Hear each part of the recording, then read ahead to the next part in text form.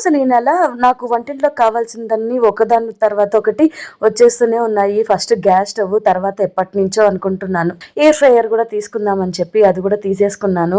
ఎంత హ్యాపీ అనిపించిందో, కానీ అంతే ఖర్చు కూడా అయ్యిందనుకోండి. ఇంకా వ్రతం కూడా ఒక పక్క.